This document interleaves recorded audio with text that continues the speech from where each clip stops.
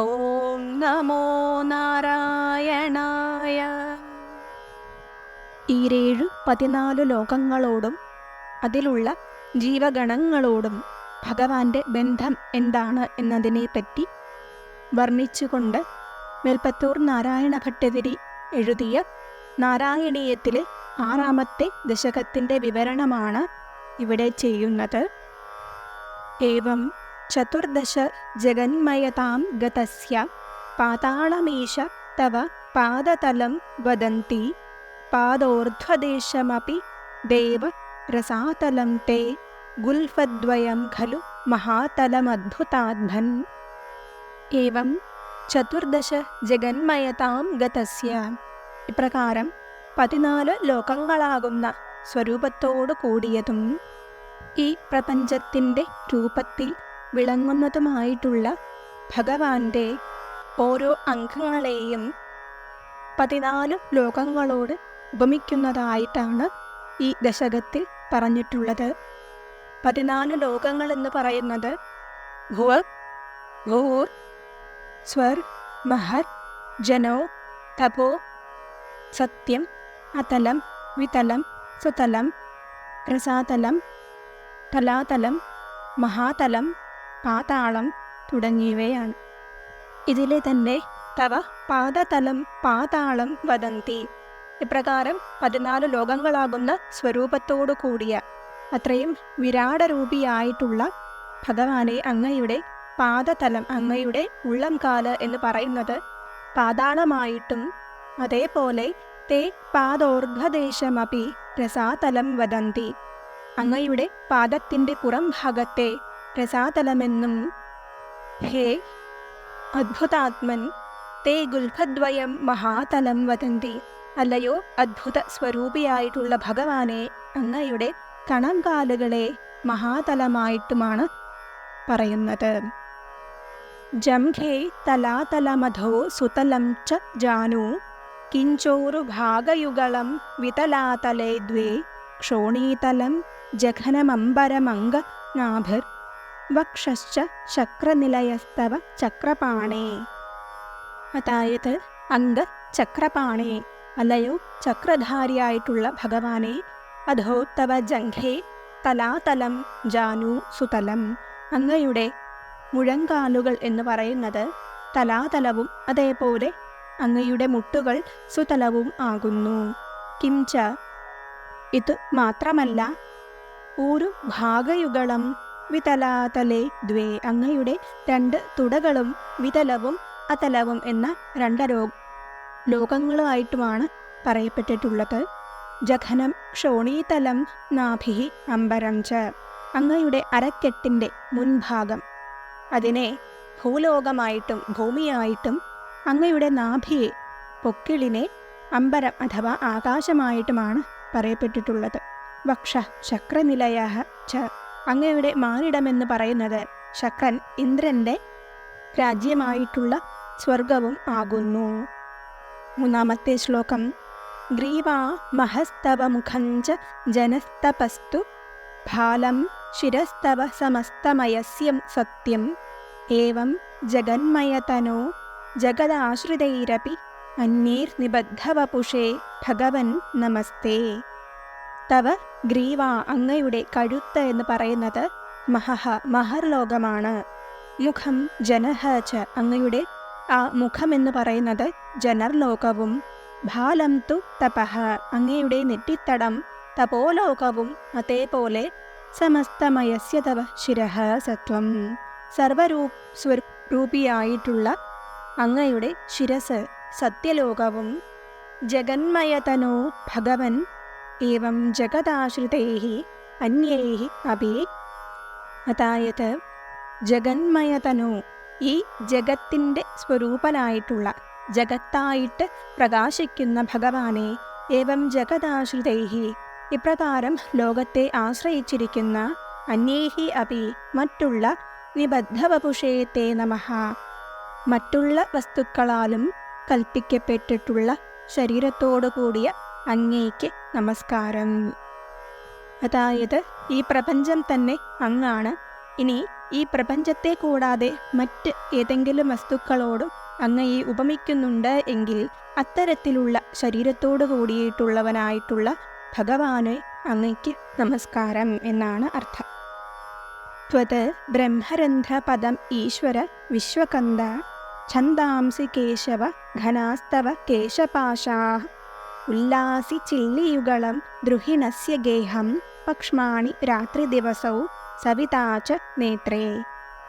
ഹേ വിശ്വകന്ദ ഈശ്വര, ജഗത്കാരണനായിട്ടും ജഗത്തിൻ്റെ നിയന്താവായിട്ടും നിലനിൽക്കുന്ന ഭഗവാനെ, ത്വത് ബ്രഹ്മരന്ധ്രപദം ഛന്ദാംസി, അങ്ങയുടെ സുഷുമ്നാനാഡിയുടെ അഗ്രമെന്ന് പറയുന്നത് വേദങ്ങളാകുന്നു.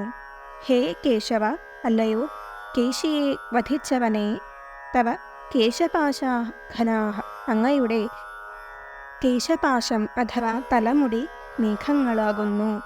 ഉല്ലാസി ചില്ലിയുഗളം ദ്രുഹിണസ്യ ഗേഹം, ഉല്ലസിക്കുന്ന പരിലസിക്കുന്ന അങ്ങയുടെ ചില്ലിയുഗളങ്ങൾ ദ്രുഹിണനാകുന്ന ബ്രഹ്മദേവന്റെ ആസ്ഥാനവും പക്ഷ്മാണി രാത്രി ദിവസവും നേത്രേ സവിതാച, അങ്ങയുടെ പക്ഷ്മങ്ങൾ അതായത് അങ്ങയുടെ കൺപീലികൾ എന്ന് പറയുന്നത് രാത്രിയും ദിവസവുമാകുന്നു. അതേപോലെ അങ്ങയുടെ കണ്ണ് എന്ന് പറയുന്നത് സൂര്യനും ആകുന്നു. നിശേഷ വിശ്വരചനാച കടാക്ഷമോക്ഷഃ കർണൗ ദിശോശ്വയുഗളം തവ നാസികേ ദ്വേ ലോഭത്രപേ ച ഭഗവന്നധരോത്തരോഷ്ഠൗ താരാഗണാശ്ച രതനാശമനശ്ച ദംഷ്ട്രാഃ. ഹേ ഭഗവൻ, തവ കടാക്ഷമോക്ഷ, അല്ലയോ ഭഗവാനെ, അങ്ങയുടെ കടാക്ഷം, അങ്ങയുടെ നോട്ടം എന്ന് പറയുന്നത് വിശേഷ വിശ്വരചനാശ്ച, ഈ മുഴുവൻ ലോകത്തിൻ്റെയും സൃഷ്ടികർമ്മമാണ്. അതായത് അങ്ങയുടെ ആ നേത്രങ്ങൾ തുറക്കുകയും അടയ്ക്കുകയും ചെയ്തുകൊണ്ട് അങ്ങയുടെ വീക്ഷണമെന്ന് പറയപ്പെടുന്നതാണ് ഈ പ്രപഞ്ചത്തിൻ്റെ സൃഷ്ടിക്കും അതേപോലെ പ്രളയത്തിനും കാരണമെന്ന് പറയുകയാണ്.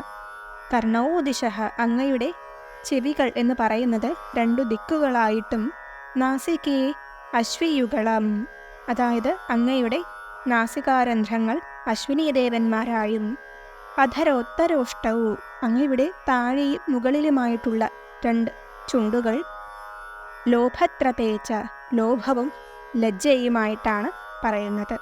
ദശനാഹ, ഇനി പല്ലുകൾ എങ്ങനെയാണ്? താരാഗണാശ്ച, അത് നക്ഷത്രങ്ങളും, ദംഷ്ട്രാ യമന, അദ്ദേഹത്തിൻ്റെ ദംഷ്ട്രകൾ യമനുമാണ് എന്ന് പറയുന്നു. മായാ വിലാസഹസിതം ശ്വസിതം സമീരോ ജിഹ്വാജലം വചനമീശ ശകുന്തപംക്തി സിദ്ധാദയ സ്വരഗണാ മുഖരന്ധ്രമന്ദിർ ദേവാ ഭുജാ സ്തനയുഗം തവ ധർമ്മദേവ. ഹേ ഈശ, അല്ലയോ ഭഗവാനെ, തവ വിലാസഹസിതം മായ, അങ്ങയുടെ മന്ദസ്മിതമെന്ന് പറയുന്നത് മായയും, ശ്വസിതം സമീരഃ, അങ്ങയുടെ ശ്വാസ ഉച്ഛ്വാസങ്ങൾ വായുവും, ജിഹ്വാജലം, അങ്ങയുടെ നാക്ക് ജലവും, വചനം ശകുന്തപംക്തി, അങ്ങയുടെ വാക്കുകൾ പക്ഷിക്കൂട്ടവും, അതേപോലെ സ്വരഗണാ സിദ്ധാദയ, അങ്ങയിൽ നിന്ന് വരുന്ന സ്വരഗണങ്ങൾ സിദ്ധന്മാരും, മുഖരന്ധ്രമഗ്നിർ, അങ്ങയുടെ വദനം മുഖമെന്ന് പറയുന്നത് അഗ്നിയുമാണ്, ഭുജാഹ ദേവാഹ, അങ്ങയുടെ കൈകളാകുന്നു ദേവന്മാർ, തവ സ്തനയുഗം ധർമ്മദേവാഹ, പ്രവൃത്തി നിവൃത്തി തുടങ്ങിയ ധർമ്മങ്ങളുടെ അടിസ്ഥാന ദേവതയായിട്ടുള്ള ധർമ്മദേവനാണ് അങ്ങയുടെ മാറിടമെന്നും പറയുന്നു. പൃഷ്ഠം ത്വധർമ്മ ഇഹദേവ മനഃസുധാംശുഃ അവ്യക്തമേവ ഹൃദയാംബുജമംബുജാക്ഷ കുക്ഷി സമുദ്രനിവഹ വസനം തു സന്ധ്യേ ശേഭ പ്രജാപതിരസൗ ഋഷണൗ ച മിത്ര. ഹേ അംബുജാക്ഷ, അല്ലയോ താമരയുടേതുപോലെയുള്ള കണ്ണുകളോടു കൂടിയവനെ, തേ പൃഷ്ഠം തു അധർമ്മം, അങ്ങയുടെ പുറംഭാഗം അധർമ്മത്തിൻ്റെ സ്വരൂപമാകുന്നു. ഇഹ മനഃ സുധാംശുഃ, അങ്ങയുടെ മനസ്സ് എന്ന് പറയുന്നത് അമൃതത്തെ ചൊരിയുന്ന ചന്ദ്രനും, ഹൃദയാംബുജം അവ്യക്തം ഏവ, അങ്ങയുടെ ഹൃദയമെന്ന് പറയുന്നത് സത്വരജ സ്തമോ ഗുണങ്ങളുടെ സാമ്യ അവസ്ഥയാൽ, അതായത് ഈ ഗുണങ്ങളെല്ലാം സമമായി നിലനിൽക്കുന്നു എന്നുള്ളതുകൊണ്ട് അത് അവ്യക്തമാണ്. കുക്ഷി സമുദ്രനിവഹ വസനം തു സന്ധ്യേ. അങ്ങയുടെ ഉദരമെന്ന് പറയുന്നത് സമുദ്രത്തെ പോലെയും വസനം അഥവാ വസ്ത്രം എന്ന് പറയുന്നത് 2 പ്രഭാതങ്ങളുമാകുന്നു. പ്രഭാതം പ്രദോഷം തുടങ്ങിയ 2 സന്ധികളുമാകുന്നു അവ. അതേപോലെ അസൗ ശേഖഃ അങ്ങയുടെ ഗുഹ്യപ്രദേശം പ്രജാപതിയും വൃഷണൗ മിത്രഃ വൃഷണങ്ങൾ മിത്രനും ആകുന്നു, സൂര്യനും ആകുന്നു. ശോണീസ്ഥലം മൃഗഗണാഃ പദയോർനഖാസ്തേ ഹസ്തിഷ്ട്രസൈന്ധവമുഖാ ഗമനന്തു കാലഃ വിപ്രാതിവർണഭവനം വദനാബ്ജബാഹു ചാരൂരുയുഗ്മചരണം കരുണാംബുധേ തേ. തേ ശ്രോണീസ്ഥലം മൃഗഗണാഃ അങ്ങയുടെ കടിപ്രദേശം അഥവാ അരക്കെട്ട് മൃഗഗണങ്ങളും പദയോഃ നഖാഃ ഹസ്തി ഉഷ്ട്ര സൈന്ധവഃ അതായത് അങ്ങയുടെ കാലിലെ നഖങ്ങളെന്ന് പറയുന്നത് ആന, ഒട്ടകം, കുതിര മുതലായവയും ഗമനം തു കാലഃ അങ്ങയുടെ നടത്തം കാലവുമാകുന്നു. കരുണാംബുദേ അലയോ കരുണാനിധേ അങ്ങയുടെ വദനാബ്ജബാഹു അങ്ങയുടെ മുഖാംബുജമെന്ന് പറയുന്നത് 4 വർണ്ണങ്ങളിലൊന്നായിട്ടുള്ള ബ്രാഹ്മണന്റെ ഉത്പത്തി സ്ഥാനമായിട്ടും അതേപോലെ കൈകൾ ബാഹുക്കൾ ക്ഷത്രിയ വർണ്ണത്തിൻ്റെ ഉത്പത്തി സ്ഥാനമായിട്ടും അങ്ങയുടെ ഊരുക്കൾ അതായത് തുടകൾ വൈശ്യൻ്റെ ഉത്പത്തി സ്ഥാനമായിട്ടും ചരണങ്ങൾ പാദങ്ങൾ ശൂദ്രൻ്റെ ഉത്പത്തി സ്ഥാനമായിട്ടും ഇവിടെ പറയുന്നു. സംസാര ചക്രമയി ചക്രധര ക്രിയാസ്തേ വീര്യ മഹാസുരഗണോസ്ഥികുലാനിശൈലാ നാട്യ സരിത് സമുദയസ്തരവശ്ചരോമ ജിയാദിതം വപുരനിർവചനീയമീശ. അയി ചക്രധര അല്ലയോ ചക്രപാണേ തേ ക്രിയാഹ സംസാരചക്രം അങ്ങയുടെ പ്രവർത്തികൾ സംസാരചക്രമായിട്ടും വീര്യം മഹാസുരഗണാഹ അങ്ങയുടെ പരാക്രമമെന്ന് പറയുന്നത് അസുരക്കൂട്ടങ്ങളും അസ്ഥികുലാനിശൈലാഹ അങ്ങയുടെ ശരീരത്തിലെ അസ്ഥികളെന്ന് പറയുന്നത് പർവ്വതങ്ങളും നാട്യ സരിത് സമുദയ അതായത് അങ്ങയുടെ ശരീരത്തിലെ നാഡികൾ പുഴകളും രോമഹ തരവശ്ച അങ്ങയുടെ രോമങ്ങളെന്ന് പറയുന്നത് വൃക്ഷങ്ങളോടും ഉപമിച്ചിരിക്കുകയാണ്. ഈശ അനിർവചനീയം ഇതം വപുഹു ജിയാത് ഇപ്രകാരമെല്ലാം പറയാമെങ്കിലും യഥാർത്ഥത്തിൽ വിവേചിച്ച് പറയാൻ സാധിക്കാത്തതായിട്ടുള്ള അങ്ങയുടെ ഈ ശരീരം ജയിക്കട്ടെ. ഈദൃക് ജഗന്മയവപുസ്തവ കർമ്മഭാജാം കർമാവസാന സമയേ സ്മരണീയമാഹു തസ്യാന്തരാത്മവപുഷേ വിമലാത്മനേ തേ വാതാലയാധിപ നമോസ്തു നിരുന്ധിരോകാൻ. ഈദൃക് തവ ജഗന്മയവപുഹു ഇപ്രകാരം ഈ ജഗത്തിൻ്റെ സ്വരൂപമായിട്ടുള്ള ഭഗവാനെ കർമ്മഭാജാം കർമാവസാന സമയേ കർമ്മയോഗികൾക്ക് അവരുടെ കർമ്മങ്ങൾ അവസാനിക്കുന്ന സമയത്ത് സ്മരണീയം ആഹുഹു അങ്ങയെ ഈ രൂപത്തിൽ സ്മരിക്കണം എന്ന് പറയപ്പെടുന്നു.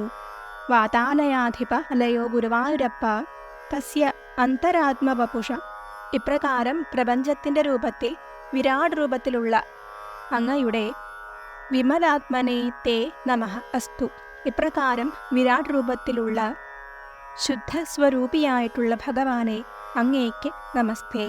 മേ രോഗാന്നിരുന്ധി എൻ്റെ രോഗങ്ങളെ അങ്ങ് നീക്കിയാലും എന്ന പ്രാർത്ഥനയോടുകൂടിയാണ് മേൽപ്പത്തൂരിൽ ഈ ദശകം അവസാനിപ്പിക്കുന്നത്. ഇതിൽ പറഞ്ഞിട്ടുള്ള മിക്ക കാര്യങ്ങളും പുരുഷസൂക്തം തുടങ്ങിയ ദാർശനികപരമായിട്ടുള്ള സൂക്തങ്ങളിൽ വിവരിച്ചിരിക്കുന്ന കാര്യങ്ങളാണ് അദ്ദേഹം ഒരു കാവ്യരൂപത്തിലാക്കി ഇവിടെ കൊടുത്തിട്ടുള്ളത്.